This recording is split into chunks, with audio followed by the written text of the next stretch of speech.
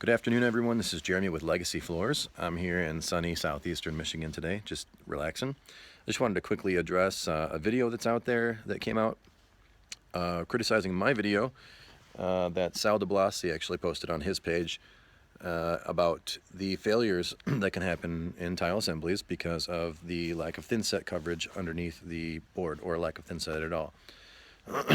First, let me just say that as far as my qualifications go, the reason why you should care what I say at all, I am not claiming to be the best tile setter in the world. There are a lot of guys, even in my state, who are much better than I am. But as far as qualifications go, I am one of the most qualified tile setters in my state, or at least in my region at a minimum. I'm a member of the National Tile Contractors Association. I am a CTEF certified tile installer. I am also a FCITS certified tile inspector. What I see on an everyday basis in my job when I demo these floors is consistent, and it is not in line with the Tile Council of North America's handbook. It's not in line with ANSI specs, and it's not in line with manufacturer standards.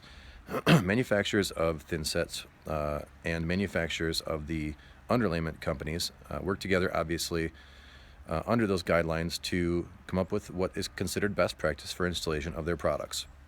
And just for the clarification, the claims that were made in this person's video, who I don't know, were saying that I was saying that the tile was coming off the floor because there was no thin set underneath the Duroc.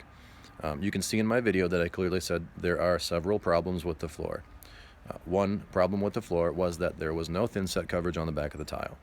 That is either because the thin set dried out before the person could get the tile set, or there was a contaminant on the back of the tile that was not able to promote bonding or adhesion. I then went on to say the other problems with the floor were that there was no thin set underneath the Duroc, and the seams were not taped.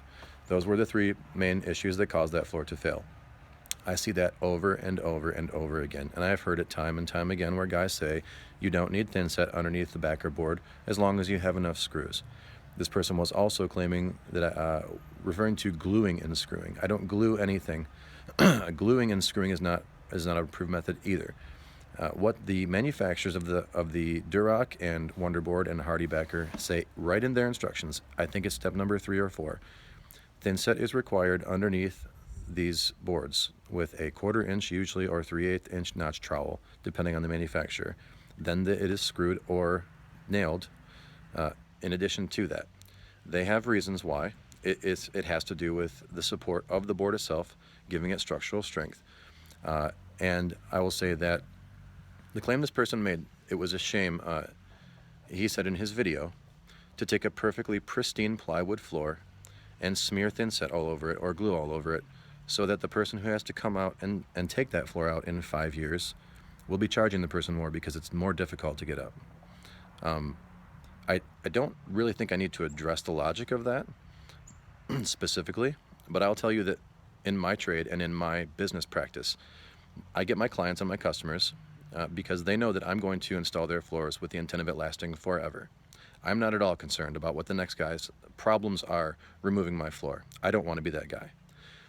With the systems that I work with, like Ladecrete and Schluter and other manufacturers who are out there, we can offer the customer, the client, a lifetime 25-year, 15-year, 10-year warranty on all the installations that's backed by the manufacturer.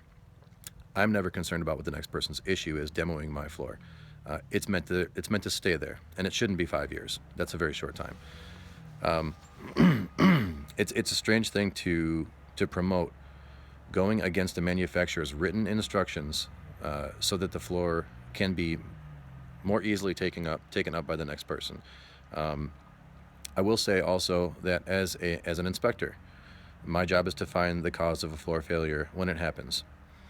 If I'm coming into a job to inspect it and I find that something was missed or skipped by the installer, such as no thin set underneath the manufacturer's stated instructions backer board, you are buying that job, more than likely. That's not my decision, but I will be reporting that it is an installation-related failure, because you cannot skip steps because you think it's not necessary or it's a waste of time or money. As tile installers, we are contracted and obliged to give the client and the customer the absolute best we can. And that's what I do.